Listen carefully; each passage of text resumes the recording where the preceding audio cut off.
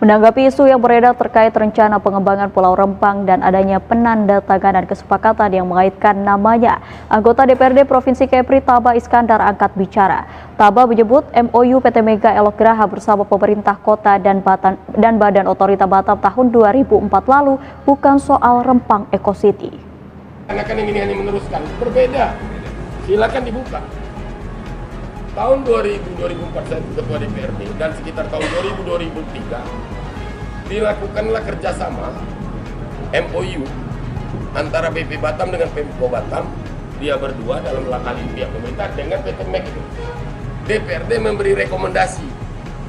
Apa isi rekomendasi? Merekomendasikan untuk dibukanya investasi di sana dengan landasan perda, namanya Perda Pariwisata. Lebih populer disebut kawasan wisata terpadu eksklusif.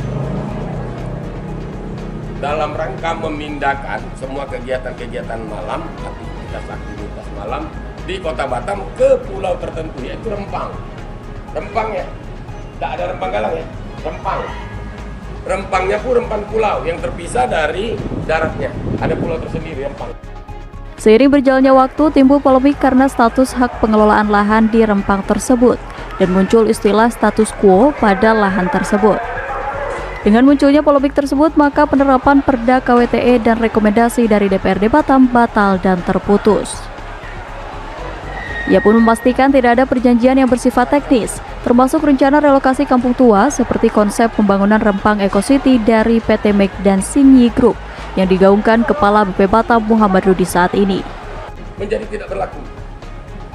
Maka selesailah MOU atau kerjasama itu tidak berlaku.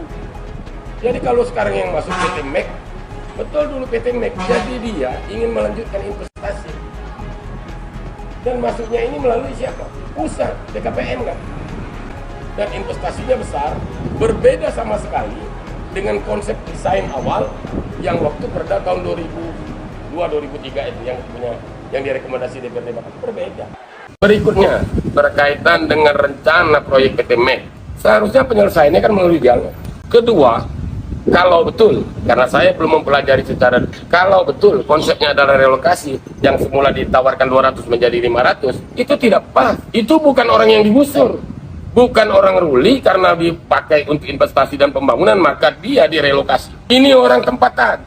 Duluan dia dari lembaga BP ini tinggal di sana, beranak pinak, beranak cucu. Yang betul adalah memanusiakan orang itu menjadi lebih makmur dia karena investasi.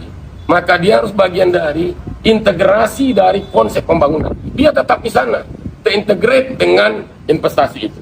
Kalau rumah tinggalnya tidak cocok dengan kawasan pariwisata, rumahnya yang diperbaiki. Karena dia mencari makan kan di sana, di laut. Bukan ditaruh di rumah susun dia, atau dibuatkan rumah lagi. Tidak, kampung itu adalah bagian integral dari konsep pengembangan kawasan. Tidak perlu ada istilah gusur-menggusur. Kalau mereka memenuhi kualifikasi, melalui standar untuk dikerjakan, kerjakan. Atau dihitung luasan tanahnya, maka itu menjadi saham mereka di perusahaan tersebut. Maka dia punya masa depan sampai anak cucunya. Jadi kalau saya punya lahan sana, saya penduduk asli, dihitung silakan. Nanti dihitung sebagai saham saya di perusahaan PT MEG itu, atau perusahaan apapun namanya. Sehingga saya sampai anak cucu saya terjamin. Bukan putus karena hari ini aja penyelesaiannya. Nah kalau itu mungkin tidak ada gejolak. Tapi kalau direlokasi, dapat 500, terus dapat apa lagi? Setelah konsep ini selesai, mereka tidak aman sampai masa depan. Sampai kapan bisa terancam dengan investasi baru. Bukankah investasi itu untuk kesejahteraan kan? Dan juga kembali kepada konsep ilmu negara. Negara dibentuk untuk melindungi segenap tumpah darah bangsanya.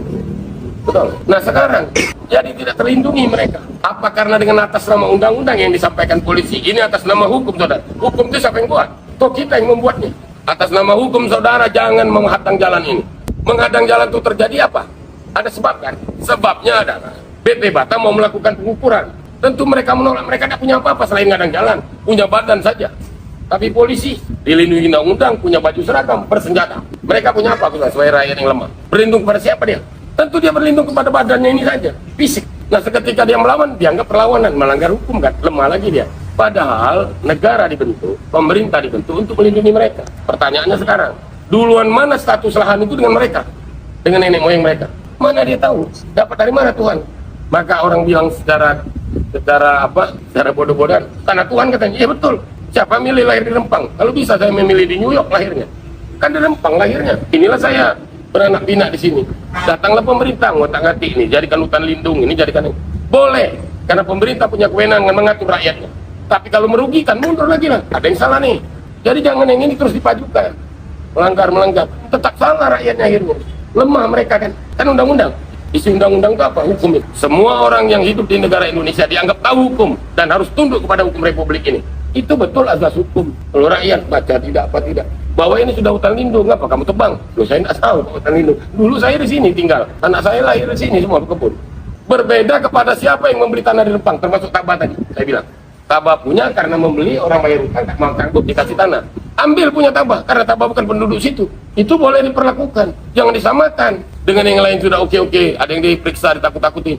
Itu memang dia sudah tahu seperti Tabah. Sudah tahu tanah itu dulu status quo tanah negara. Ngapain kau Tabah beli? Itu risiko. Tapi kalau rakyat di sana tidak bisa lah.